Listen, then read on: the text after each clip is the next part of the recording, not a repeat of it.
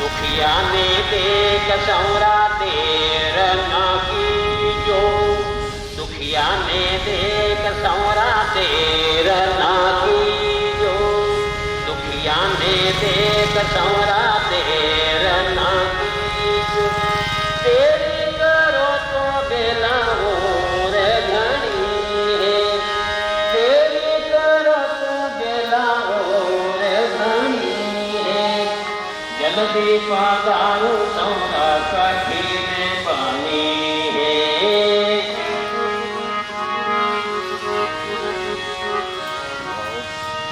सावरिया बिना मारो को नहीं है, राम बिना मारो को नहीं है। जल्दी पधारो सौरा कठिन पानी है।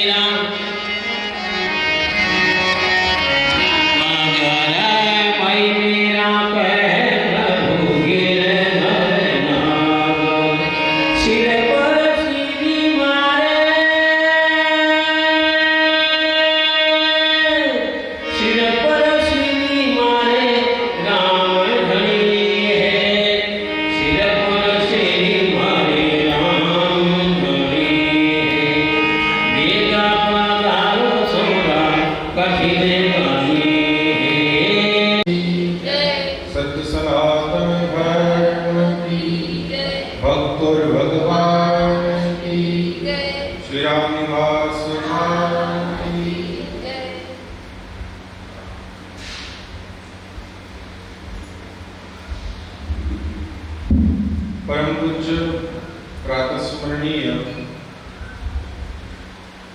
ब्रह्मलीन संत श्री रामदास जी महाराज का 23वां निर्माण महोत्सव आप हम सभी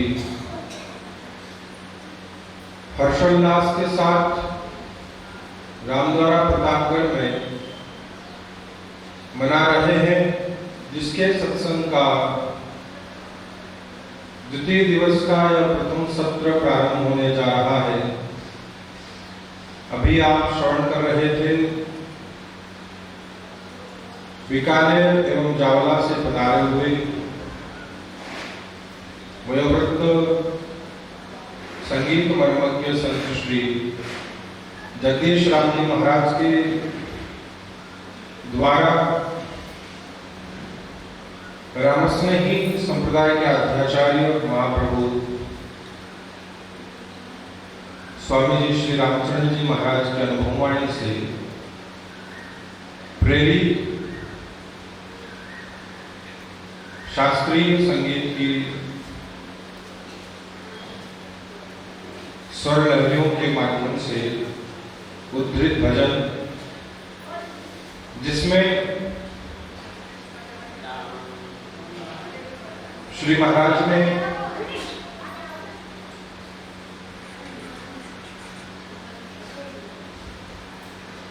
जीवात्मा के कल्याणार्थ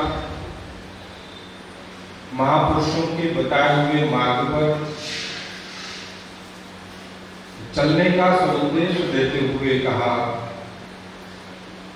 कि राम कहो रे बाबरे जन्म अमूलक जाय, मत भूलो धन धाम में जासो सब छिटकाए।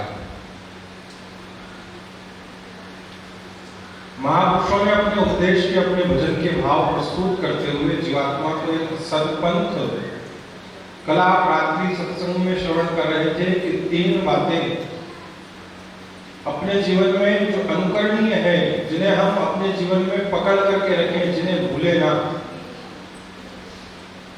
हर्षग्राम जी आपको श्रवण करवा रहे थे कि नष्टो मोह स्मृतिर्लब्धा। स्मृति यानी याद, याद यानी कि व्यक्ति जो जहां उसके मस्तिष्क में, उसकी त्वरा में, उसकी याददाश्त में कोई बात उपयुक्त अनुकूल समय पर याद आ जाए, उसका स्मरण बन पड़े, वो स्मृति। भगवान का सदुपदेश श्रवण करके अर्जुन को मोह जैसे ही निवृत्त हुआ तो कह दिया कि नष्टो मोह, हे भगवान मेरा मोह चला गया, नष्ट हो गया। और क्या हुआ कि स्मृति लब्धा, मुझे याद आ गया। क्या याद आ गया है? कि जो कर्तव्य कर्म है, जो करने योग्य कार्य है, उसका निष्कामता के साथ निर्वहन करना, स्वयं को अकर्ता मानकर। महापुरुषों ने कहा कि जो कुछ करता रामेश्वर में तो करता है। यदि करने वाले हैं तो वह एकमात्र परमात्मा है। और भगवान ने स्पष्ट रूप से कहा है कि ईश्वरम सर्वभूतानां हृदयेषु अर्जुन तिष्ठति ब्राह्मण सर्वभूतानि यंत्र आरूढ़ान माया। भगवान कहते हैं कि अर्जुन, परमात्मा परब्रह्म जो सच्चिदानंद स्वरूप है, वह ज्योतिर्मय रूप में प्रत्येक जीवात्मा के अंदर निवास करता है। हृदयेषु अर्जुन तिष्ठति, है अर्जुन। और वह अंदर बैठा हुआ क्या कर रहा है? ब्राह्मण सर्वभूतानि। यह आप सब जो जीवन व्यतीत कर रहे हैं, हमारे द्वारा जो भी क्रिया प्रक्रिया की जा रही है, जो भी कर्म अकर्म विकर्म हम हमारे द्वारा संचालित कर रहे हैं, यह सब परमात्मा की प्रेरणा से हो रहा है। वो अंदर बैठा हुआ राम से करवा रहा है कि ब्राह्मण सर्वभूतानि यंत्र आरूढ़ानि माया। जिस प्रकार से कोई वाहन को चलाने के लिए उसका सवार, उसका चालक होना उसमें आवश्यक है। आप गाड़ी घर में ले आओ और घर में लाकर के वाहन को रख देने से वाहन अपने आप चल करके नहीं जाएगा। आप उसमें बैठ गए तो उसको चलाने के लिए सवार का होना, चालक का होना बहुत आवश्यक है। जब तक ड्राइवर नहीं होगा तब तक गाड़ी आगे नहीं बढ़ सकती। उसी प्रकार से इस शरीर को चलाने के लिए भी परमात्मा इस शरीर के अंदर विद्यमान है। ब्राह्मण सर्वभूतानि, जो इसे यंत्र की तरह इस पर आरूढ़ होकर के इससे सभी समस्त प्रकार के कार्य करवा रहा है।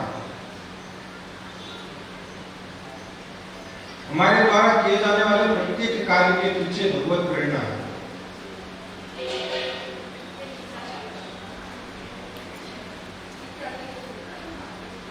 तो महात्माओं ने कहा है कि इस संसार में जो कुछ भी हो रहा है वो भगवान की कृपा से और भगवान के द्वारा ही किया जा रहा है। कि जो कुछ करता रहा, ये निष्कामता का भाव महात्माओं ने अपने जीवन में धारण किया है।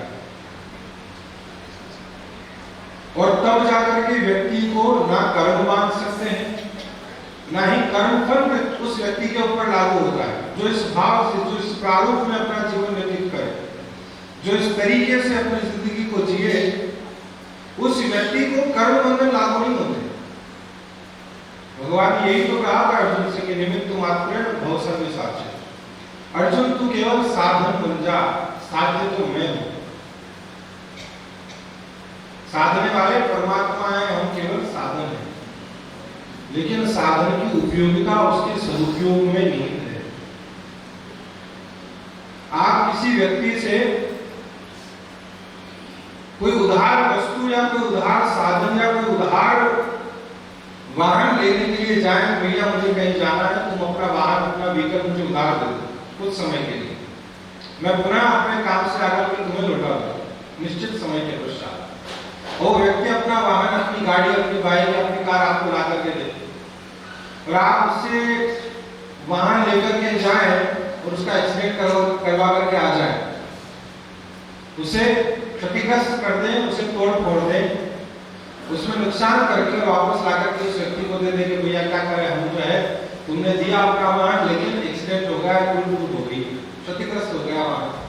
अब वो व्यक्ति क्या करेगा, भैया ऐसी तो नहीं मिलती मैंने तुमको गाड़ी, मैंने तो वाहन ऐसा तो नहीं दिया था, मैंने तो बिल्कुल सही सलामत सुव्यवस्थित और सही चल रहा था, ये ठीक ठाक अवस्था में था, इसमें कहीं से कहीं तक कोई कमी नहीं थी, कहीं से कहीं तक कोई खराबी नहीं थी,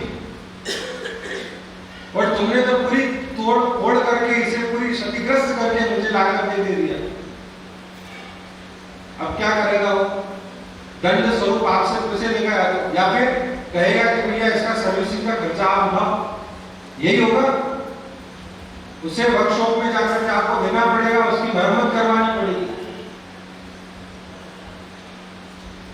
ठीक उसी प्रकार से भगवान ने अपने जीवन की सांसारिक यात्रा को पूर्ण करने के लिए सुचारू रूप से इस यात्रा को अपने गंतव्य तक पहुंचाने के लिए, अपने मकाम तक पहुंचाने के लिए हमें यह शरीर रूपी साधन दिया। महात्मा ने कहा कि शरीर माध्यम खलु धर्म साधन। ये जो शरीर है एक साधन, एक वाहन, एक व्हीकल है, एक गाड़ी है जो भगवान ने हमें दी उधार कि भैया ये ले जाओ गाड़ी, मैं तुम्हें दे रहा हूं, अपनी सांसारिक यात्रा को पूरा करके वापस अपनी मंजिल तक इसे पहुंचा देना ठीक सलामत, इसी तरीके से, इसी रूप में जैसा मैंने तुम्हें दिया है। लेकिन आप हम क्या करते हैं, यहां आकर के भचेड़े खाने शुरू कर देते, इधर टकरा उधर टकरा, ये किया वो किया, ये उठा पटक करी, वो उठा पटक करी, और पूरे इस दिए हुए साधन का तोड़ फोड़ करके सत्यानाश करके भगवान को ले जाकर के सौंप देते हैं। अब भगवान देखेंगे दादा मैंने तो अश्वनी मणे ने मोकलियो तो था नहीं, भगवान कहे कि भैया ऐसा तो नहीं भेजा था मैंने तुझे, मैंने तो तुझे कैसा भेजा था? गोस्वामी जी कह रहे हैं कि ईश्वर अंश जीव अविनाशी चेतन अमर सहज सुख राशि, मैंने तो वो बना करके भेजा था तुझे कि तू चैतन्य था, तू परम पावन था, पवित्र निर्मल था, सहज सरल था और सुख का स्वरूप था। लेकिन तू ये कैसा बनकर के आ गया? मैंने जो साधन तुझे प्रदान किया था उस साधन का तूने कितना बड़ा दुरुपयोग किया कि उसे तूने संसार के ही इन झंझावातों में, इन माया के बंधनों में, राग द्वेष ईर्ष्या मद मत्सर अहंकार के द्वारा इसे क्षतिग्रस्त करके, इसे पूरा तोड़ फोड़ करके, इसको पूरी तरीके से बर्बाद करके तूने मुझे लाकर के दिया। अब क्या होगा? उस तोड़ फोड़ का, उस क्षतिग्रस्त का, उस नुकसान की भरपाई कौन करेगा? आपको हमें करना पड़ेगा। और उसकी भरपाई के रूप में फिर व्यक्ति का वही पुनरपि जन्म, पुनरपि मरण, पुनरपि जन्मी जठरे शयनम वाला चक्र भगवान का लागू हो जाता है। कल महात्मा ने निवेदन किया था आपको कि थोड़ा ही जिया खूब है, जो कहे वो खरा। क्या कहा महात्मा ने कि इस जीवन को आपने अगर थोड़ा जिया, लेकिन उस थोड़े में भी आपने इसे तरीके से जिया, सुव्यवस्थित ढंग से जिया, नियम से, कायदे से, कानून से, भगवान की द्वारा बनाई हुई विधि का पालन करते हुए अगर आपने इसे व्यतीत किया, तो इसका थोड़ा अल्पता का जीवन भी बहुत पर्याप्त होता है। महात्माओं का, महापुरुषों का जीवन बहुत लंबा नहीं रहा, लेकिन विशाल जरूर रहा है। महात्माओं ने इस धराधाम पर, इस पृथ्वी पर आकर के कोई 100-150 साल का अपना जीवन व्यतीत नहीं किया। स्वामी विवेकानंद जी से, स्वामी रामतीर्थ जी से, महर्षि अरविंद, महर्षि रमन, बहुत ऐसे ऐसे सुकरात, अरस्तु, असंख्य अनगिनत ऐसे ऐसे महापुरुष हुए हैं जिन्होंने अपने जीवन के बहुत अल्प आयु के अंदर ही ऐसे बड़े बड़े कारनामे कर दिए कि संसार अद्यावधि उन्हें याद कर रहा है, उनका स्मरण कर रहा है।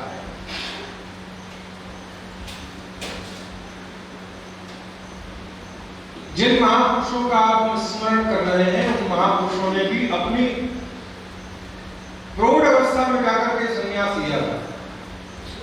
ब्रह्मलीन स्वामी श्री संत रामदास जी महाराज, जिन्होंने संन्यास कोई ऐसी हमारी उम्र में या ये बैठे हुए ना भावीराम जी, इनकी उम्र में संन्यास नहीं लिया। विवाह के उपरांत पत्नी का त्याग करके वैराग्य जब जागृत हुआ तो उस वैराग्य का निवेदन अपने परम पूज्य गुरुदेव ब्रह्मलीन स्वामी जी श्री सावंतराम महाराज के श्री चरणों में जाकर के स्वयं को निवेदन कर दिया कि बस संसार से उपरांत आगे आप मुझे दीक्षित करें। ऐसा नहीं है कि आज आकर सीधा डायरेक्ट बोल दिया कि वहां सब आया जिला भर में लो करो घोट घोट में दो चादर। गुरु कुम्हार शिष्य कुंभ है और गड़गड़ काढ़े खोर। पहले अपने परीक्षा की भट्टी में तपाया गया, देखा गया कि कहीं ऐसा तो कि मशानो मेरा के साजकों को भी आदमी नहीं हो कि बात की मतलब जो है शादी करी दो मन महाराज पढ़ लो तो बस संसार धापियो। हाँ होता है ना, गोस्वामी जी ने मानस में निवेदन किया कि नारी हुई और संपत्ति नासी की मूल मुंडा है भय सन्यासी। गांव के अंदर एक कहावत है कि मारा बेरी मार में बाबा या उतार में। क्या सब ठीक है जाकर के हो गए साधु ने बंदे महाराज बैठ के तिलक छापा करके नहीं। जब शरण में आए तो आकर उनको रखा गया पहले सामान्य साधारण वेशभूषा में, और जब देख लिया कि यहाँ परिपक्व है, वैराग्य की भावना जो है वह क्षुण्ण रहेगी, क्षीण नहीं होगी, गुस्सा क्षरण नहीं होगा, तब जाकर के दीक्षित किया। तो आप सोचिए कि 35-40 वर्ष की अवस्था में आकर के आप संत बने होंगे और 70-80 के बीच में आकर के आपने 70 वर्ष की अवस्था में आकर के आपने शरीर त्याग दिया। मात्र 35 साल की अवस्था तक आप रामसनेक समुदाय में विद्यमान है, लेकिन उन 35 वर्षों में ही ऐसे कमाल कर गए कि आज भी उनके निर्वाण के 23 वर्ष उपरांत भी हम उनका स्मरण कर रहे हैं।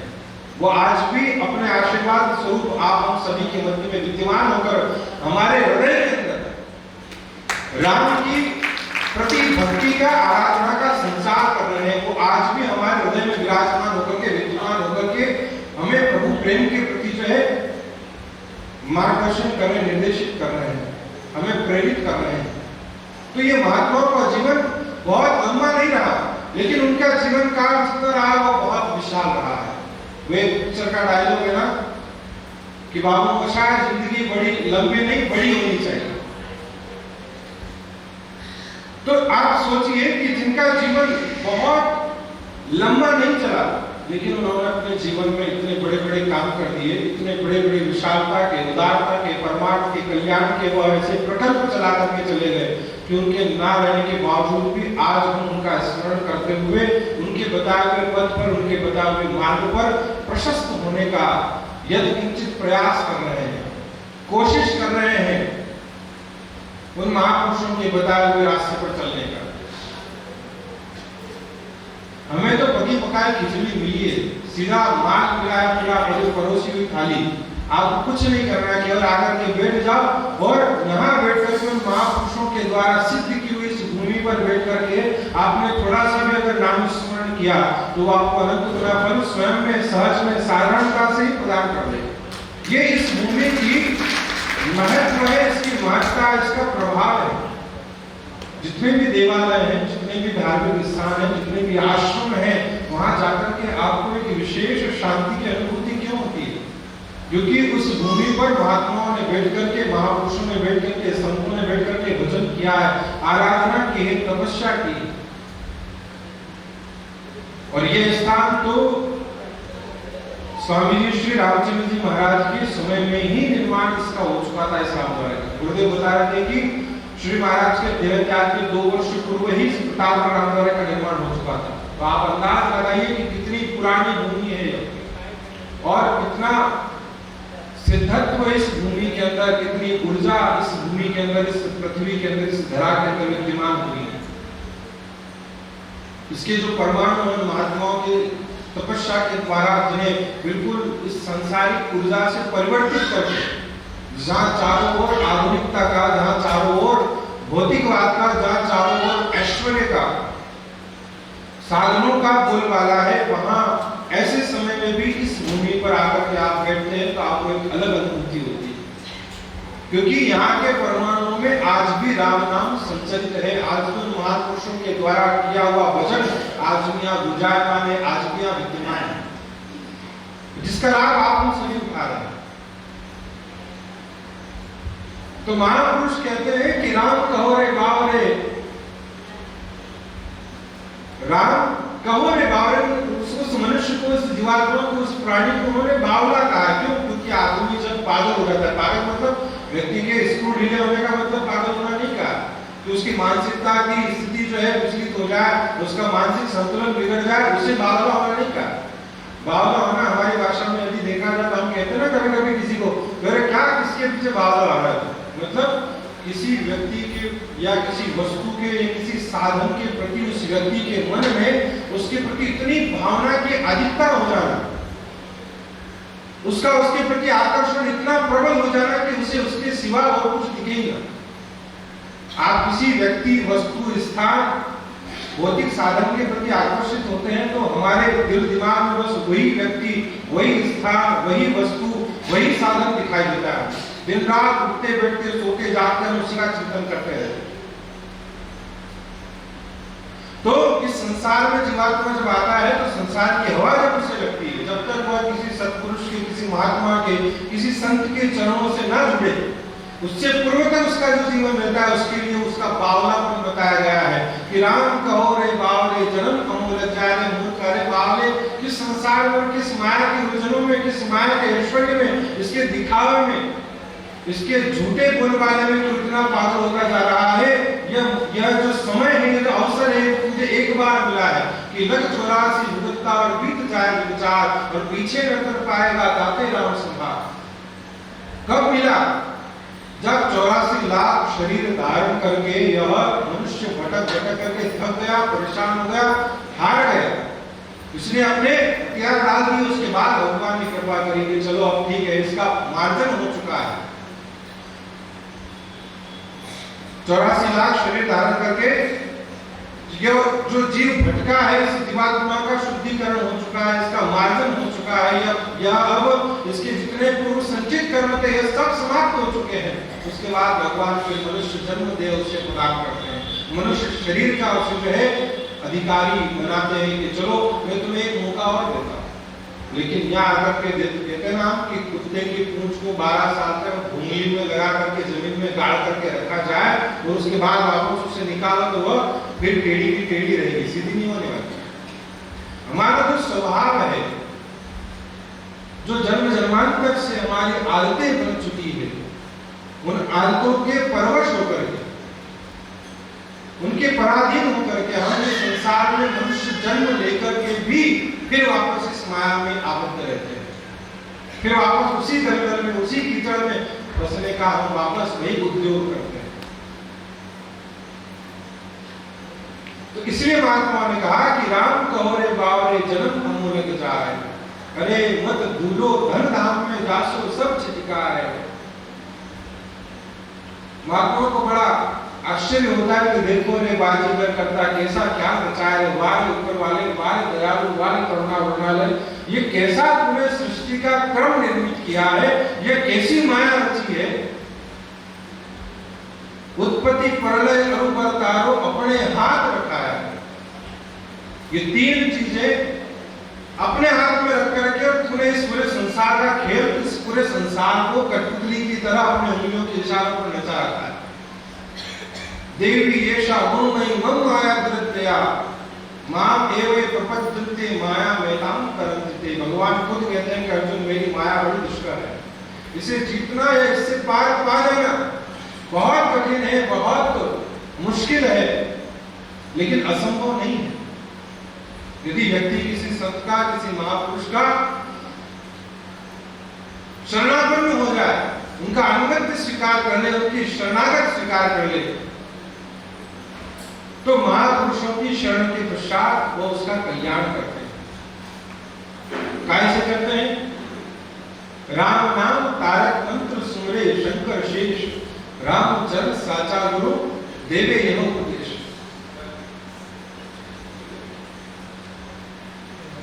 और सतगुरु बख्शे राम नाम शिष्य धरे विश्वास, रामचंद्र निश्चित के तो निश्चय होए प्रकाश। इस महामंत्र का उपदेश करते हैं महात्मा की भैया कल आप श्रवण कर रहे थे ना कि राम सकल नामन के अधिका हो नाथ अग खग गण बधिका। भगवान का जो नाम है ये हमारे जन्म जन्मांतर से संचित कर्मों के लिए, पाप के लिए बधिक की तरह, बधिक यानी कसाई। बधिक किसे कहते हैं? कसाई को। कसाई जो है उसके अंदर दया नहीं होती, निर्दय होता है, निर्मम होता है। पशुओं को मारने में या हत्या करने में, शिकार करने में उसे लेश मात्र भी संकोच नहीं होगा मन में। वो सोचेगा विचारेगा नहीं, लिया उठाया फरसा और तुरंत उसका वध कर देता है। तो जिस प्रकार बधिक के मन में दया नहीं होती, उसी प्रकार से परमात्मा के नाम का स्मरण करने वाले व्यक्ति को भगवान का नाम उसके पापों का शमन करने में बधिक की तरह है, एक कसाई की तरह है। परमात्मा का नाम बिना सोचे, बिना समझे, बिना विचारे, बिना दया किए उस व्यक्ति के समस्त पापों का शमन कर देता है। हो नाथ अग खग गण बधिका। और कहो कहां लग नाम बढ़ाई, राम सकही नाम गुण गाय। परमात्मा स्वयं यदि चाहे कि आपके नाम का महत्व, आपके नाम की महिमा, आपके नाम की महत्ता क्या है, तो भगवान राम भी स्वयं अपने नाम की महिमा, अपने नाम की महत्ता और अपने नाम के प्रभाव का वर्णन नहीं कर सकते।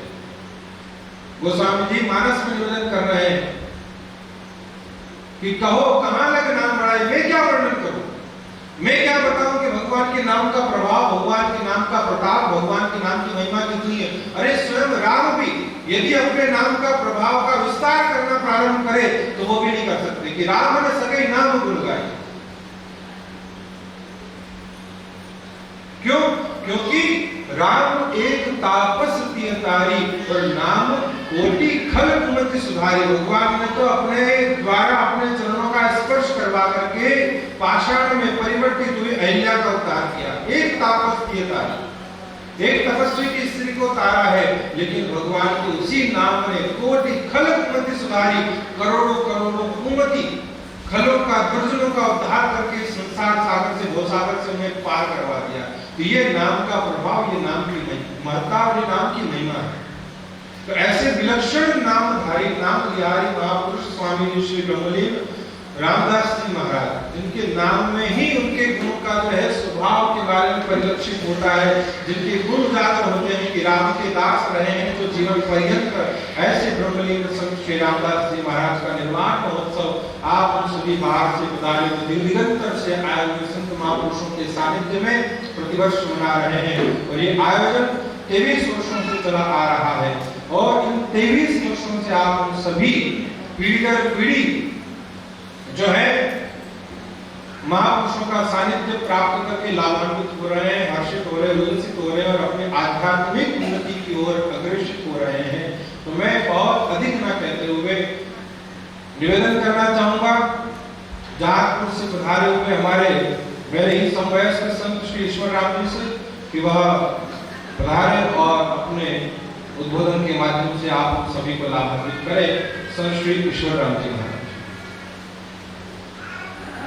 गागर में सागर समावेश करते हुए जहाजपुर से पधारे हुए संत श्री ईश्वर राम जी महाराज ने राम और गुरु की तात्विक विवेचना का प्रतिपादन करते हुए उनके महत्व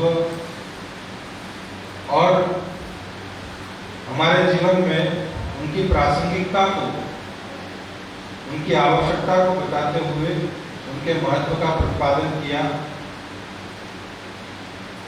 अब मैं आप सभी के मध्य उपस्थित विराजमान परम पूज्य परम श्रद्धेय संत श्री रामचंद्र महाराज जो बचलाना विरासते हैं, आपका आगमन भी अभी प्रातः आप हम सभी के मध्य में हुआ, मैं आपसे निवेदन करूंगा कि आप भी अपने मार्मिक एवं सारग्राही, सारभूत और हृदय में अंगीकार करने योग्य, सहज, सरल और सुबोधगम्य भावों के माध्यम से आप हम सभी श्रवण कर रहे थे मजलाना से पधारे हुए रामजीराम महाराज को। जिस प्रकार से आपने हम सभी का मार्गदर्शन रामचरित्र के माध्यम से किया है, वो वास्तव में अद्भुत है, अप्रतिम है। और ऐसे महात्माओं को, ऐसे सत्पुरुषों को, ऐसे संतों को श्रवण करके वाकई में लगता है कि जो प्रसंग, जो कथाएं, जिस भाव से उनका निर्माण हुआ, जिस भाव से उनका लेखन किया गया, वो आप जैसे महापुरुषों के श्रीमुख से उद्धृत होकर के और ज्यादा खिल उठती है, और ज्यादा वह आप जैसे साधारण बुद्धिजीवी लोगों के लिए वह हृदयंगम करने के लिए सरल बन जाती है। तो इन महापुरुषों की ऐसी मस्ती भरी, और जिन्होंने अपने जीवन का संपूर्ण यापन जो किया है, आप जिनके बारे में श्रवण कर रहे हैं और जिनसे श्रवण कर रहे हैं, यह आयोजन जो हो रहा है, यह ब्रह्मलीन परम पूज्य संत श्री रामदास जी महाराज की निर्वाण महोत्सव के उपलक्ष्य में आप बता रहे थे कि जिनका एकमात्र ध्येय, जिनका एकमात्र उद्देश्य, लक्ष्य ये रहा कि राम भरोसो भाई, यथा राम तथा गुण, जिन्होंने अपने जीवन में नाम के अनुसार ही अपने स्वभाव को भी आप हम सभी के सामने रखा, और उसी स्वभाव, उसी उनकी कर्तव्य निष्ठा, उनके कृतित्व, उनके व्यक्तित्व को आप हम सभी आज तक स्मरण कर रहे हैं। कहा जाता है ऐसे महात्माओं की मस्ती को देख करके ही, और उन महात्माओं ने ही इस व्यक्ति को संसार में उपदेश देते हुए कहा है कि जिसकी मस्ती जिंदा है उसकी हस्ती जिंदा है। इन संतों का, इन महापुरुषों का, इन महात्माओं का स्मरण आप हम सभी कर रहे हैं, और राम जी महाराज जैसे संतों का, महात्माओं का सानिध्य हमें मिल रहा है। तो किसके पीछे? इन महात्माओं की अपनी मस्त मौलाना मस्ती के पीछे, उनकी मौज के पीछे। तो इन महात्माओं की मस्ती के लिए कहा गया है कि जिसकी मस्ती जिंदा है उसकी हस्ती जिंदा है, वरना यूं समझ लो कि आप जैसे तो जबरदस्ती जिंदा है। भाई हमारा जीवन कैसा है? जबरदस्ती जिंदा है। तो इन महात्माओं ने जीवन में अपनी हस्ती को जिंदा रखने के लिए अपनी मस्ती को बरकरार रखा है। और मस्ती किसकी? संसार के वैभव की, या संसार के ऐश्वर्य की, या धन दौलत जमीन जायदाद की मस्ती नहीं है। ये राम नाम की उस प्याले की मस्ती है, उस राम नाम को पी करके जो मस्ती, जो मौज एक फकीरों के अंदर जागृत होती है, उस मस्ती का प्रभाव है कि उन महात्माओं के निर्वाण के उपरांत 23 वर्षों के बाद भी आप हम उनका स्मरण कर रहे हैं।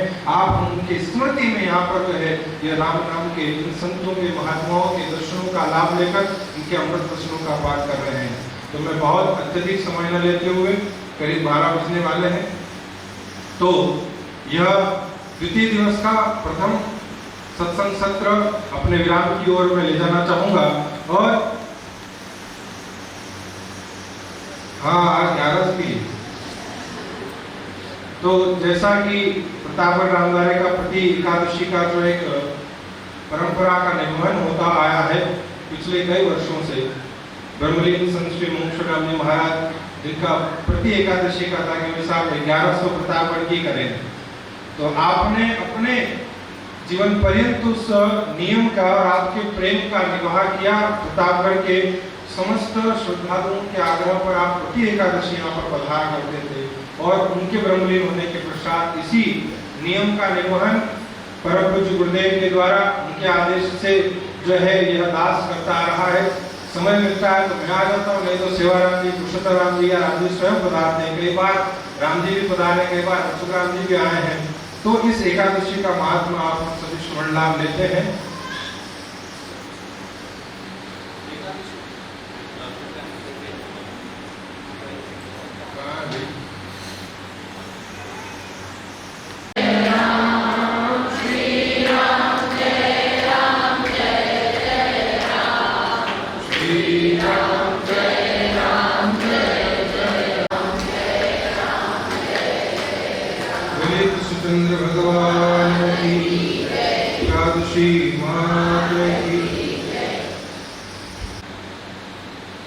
महाराज युधिष्ठिर भगवान श्री कृष्ण के सानिध्य में भगवान से निवेदन करते हैं, ज्येष्ठ शुक्ले निर्जलायां महात्म्यं श्रुतं मया आषाढ़ कृष्ण पक्षे तो किं नाम एकादशी भवेत् कथयस्व प्रसादेन ममापे मधुसूदन।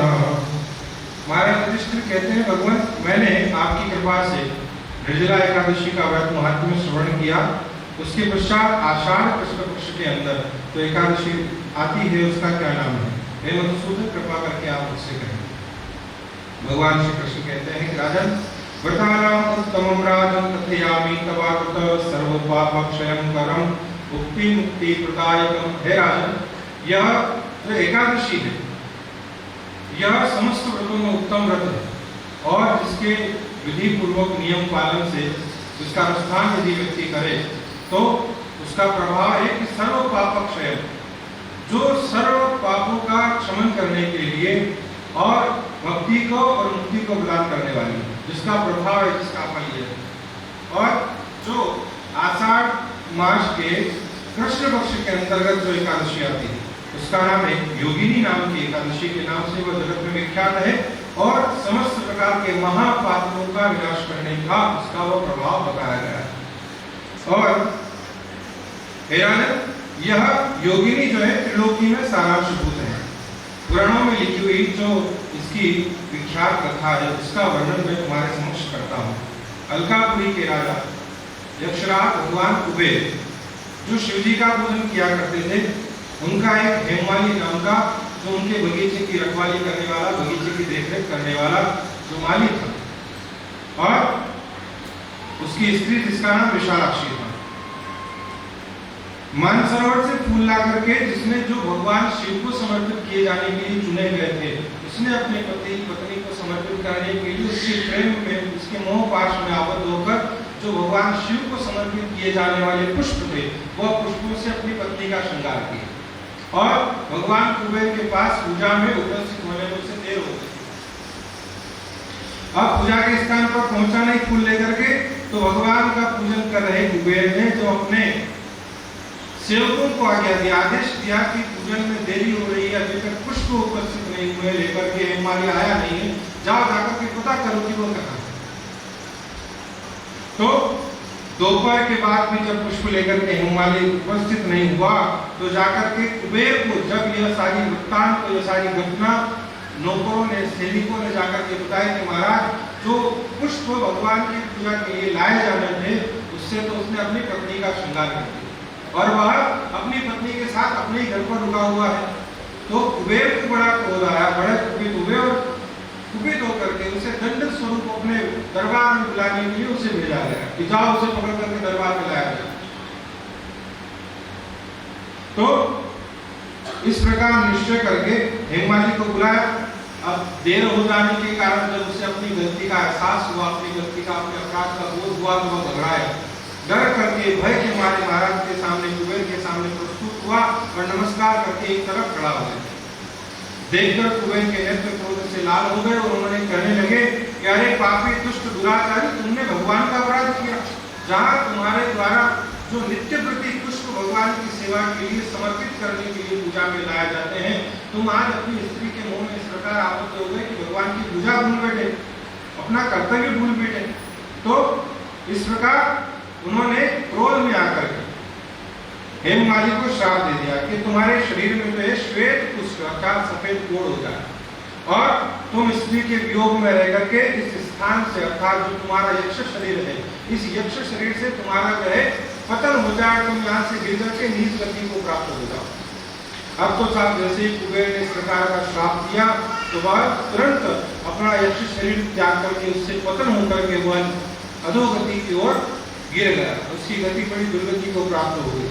ऐसे भयंकर वन में पहुंचा, राक्षस स्वरूप होकर के जैसे निर्जन और एकांत वन में जाकर के उसे वह शरीर मिला कि जहाँ न खाने को एक अन्न का दाना था, न पीने के लिए एक बूंद जल। अब वह बड़ा ही स्त्री के वियोग में अपने किए हुए पर अपराध पर पश्चाताप करते हुए पछतावा करके जो है वह रोता रहता, इधर भटकता रहता और न दिन में उसे सुख था, न रात में उससे नींद थी, क्योंकि साहब भगवान का जो अपराध किया तो उस अपराध का दंड यहाँ पर जो है हेममाली को मिला। भगवान की सेवा में उपस्थित ना होने के कारण अपने किए हुए अपराध पर, अपने किए हुए गलती पर उसका दंड उसे इस स्वरूप में मिला कि वह अपना यक्ष शरीर त्याग करके राक्षस पिशाच के शरीर में आकर के उसे पतन का मार्ग अपनाना पड़ा। और जब दिन और रात में उसे कहीं चैन नहीं मिलता था, छाया में शीत से और धूप में गर्मी से पीड़ित रहती। ऐसी स्थिति हो गई कि अगर छाया में जाए तो ठंड लगे और गर्मी में जाए तो पसीना हो। ऐसी स्थिति से वह हेममालिनी बड़ा ही परेशान होकर के इधर उधर भटकने लगा। लेकिन भगवान शिव की पूजा का प्रभाव था। नित्य प्रति भगवान के लिए कमल पुष्प चुन करके कुबेर के यहाँ पर ले जाया करता था। वो भगवान की सेवा में सहयोग देने के प्रभाव से उसकी स्मरण शक्ति जो है क्षीण नहीं हुई, उसकी याददाश्त बनी रही। उसे याद रहा अपना पूर्व वृत्तांत, अपना पूर्व जन्म के में किस प्रकार से भगवान कुबेर के यहाँ पर जो है यक्षराज के यहाँ पर सेवक था और भगवान के लिए पुष्प ले जाया करता था। लेकिन एक छोटे से अपराध में मुझे इस प्रकार नीचे गिरा दिया। तो यह भगवान की पूजा का प्रभाव है और उस पूजा के प्रभाव से ही उसकी जो है स्मृति बनी रही और वह अपने पहले कर्म का स्मरण करते हुए एक दिन भ्रमण करता हुआ हिमालय पर्वत पर पहुंचा। हिमालय पर्वत पर पहुंच करके जब उसने देखा तपस्वी मार्कंडेय ऋषि के उसने दर्शन किए और दर्शन प्राप्त करके महात्मा के सन्निधि, महात्मा के सामिप्य और महात्मा के शरीर से स्पर्श करके आती हुई पवन की शीतलता से जब उसके शरीर का ताप, उसके शरीर की क्लांतता थोड़ी नष्ट हुई, उसे थोड़ी राहत मिली, तो उसने जाकर के महात्मा से निवेदन किया कि महात्मा, मैंने जो कर्म किए थे उसका पश्चाताप तो हो सकता है मैं किसी प्रकार कर भी लूं, लेकिन मेरा जो पिशाच शरीर है किस प्रकार छूटे, मैं शरीर से इस अधम योनि से किस प्रकार मुक्त हूं, इसका आप उपाय करें। क्यों? क्योंकि आपकी आयु ब्रह्मा जी से भी ज्यादा है। मार्कंडेय ऋषि जो है अजर है, अमर है, भगवान शिव के वरदान स्वरूप इन्हें जो है अमर होने का वरदान मिला। तो परोपकारी मार्कंडेय ऋषि ने देखा कि स्वर्ग में आयु बेटी शरणागत की रक्षा करना जो है यह महात्माओं का, संतों का स्वभाव रखा है। संत हृदय नवनीत समान, तो चाहे व्यक्ति शरण में आया और कितना ही दुराचारी, कितना ही पापात्मा, कितना ही पापी क्यों ना, लेकिन महात्माओं ने सदा सर्वदा से जो है शरण में आकर जीवात्मा का उद्धार करने के लिए, उसके परित्राण के लिए उसके ऊपर दया की। तो हृदय द्रवित हुआ और करुणा से बढ़कर के मार्कंडेय ऋषि ने उसे अपने पास में बुला करके देखा तो उसके पूरे शरीर पर सफेद कुष्ठ का प्रकोप था।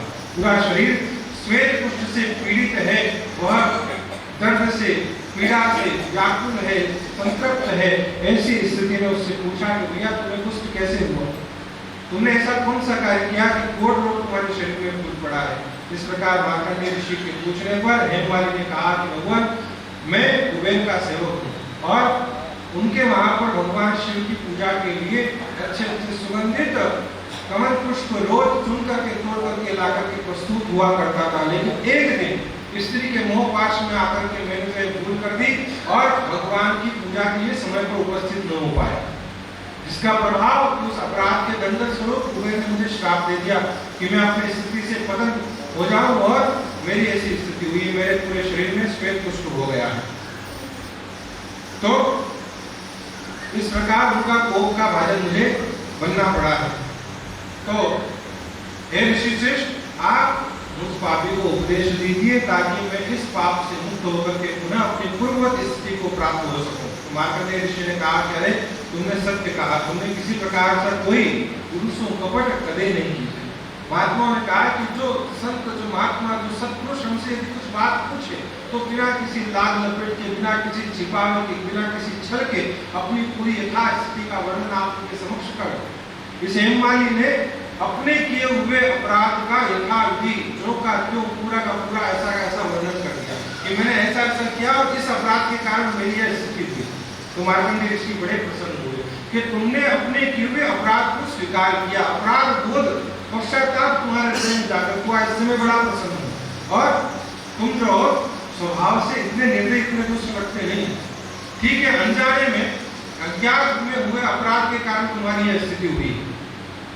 तो मैं तुम्हें एक शुभ फल देने वाले व्रत का जो है उपदेश करूंगा कि तुम आषाढ़ कृष्ण पक्ष की योगिनी नाम की एकादशी का व्रत करके विधि पूर्वक अनुष्ठान से नियम लेकर के जो है उसका संकल्प लेकर के यदि तुम करोगे तो उससे निश्चय ही तुम्हारा यह कुष्ठ कोढ़ जो है दूर हो जाएगा।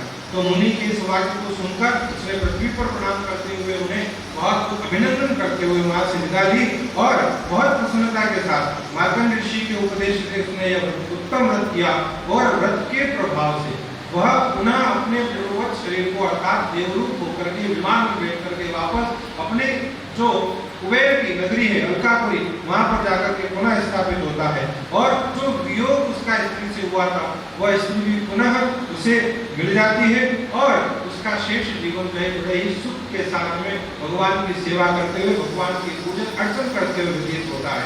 तो हे राजन, इस प्रकार योगिनी का व्रत मैंने तुमसे कहा और 88,000 ब्राह्मणों को भोजन कराने से जो फल मिलता है वह फल इस योगिनी एकादशी का व्रत करने से व्यक्ति को प्राप्त होता है। बड़े पापों को दूर करने वाली और बड़े पुण्यों का फल देने वाली यह आषाढ़ कृष्ण एकादशी का व्रत महात्म्य मैंने तुम्हें श्रवण करवाया। इस प्रकार से यह ब्रह्मवैवर्त पुराण के अंतर्गत आषाढ़ कृष्ण पक्ष की योगिनी नाम की एकादशी का व्रत महात्म्य आप सभी ने श्रवण किया। बोलिए कृष्णचंद्र भगवान सद्गुरु देव एकादशी राम राम राम राम राम राम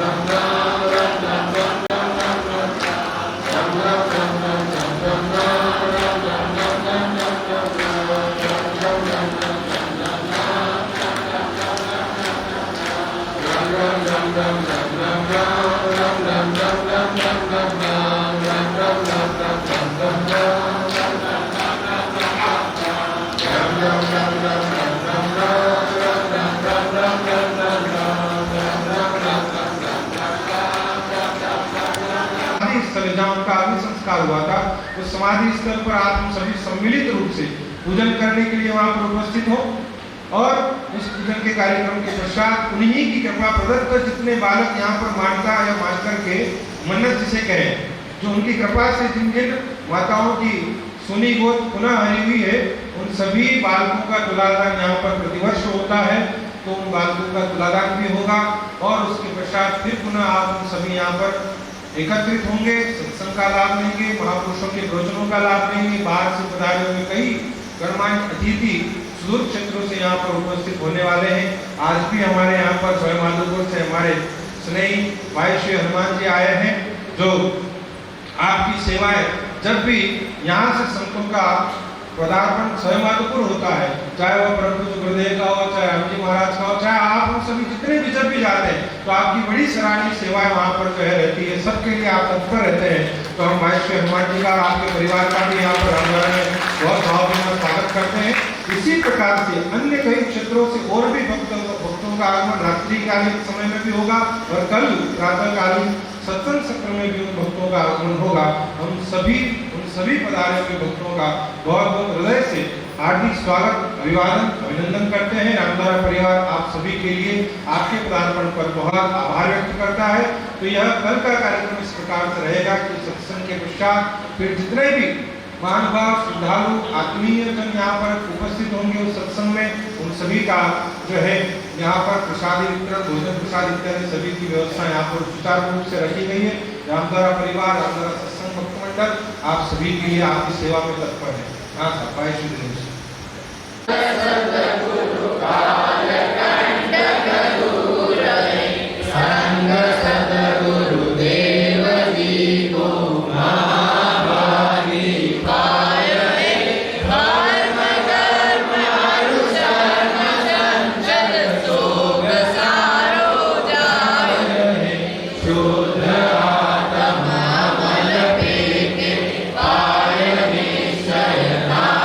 तो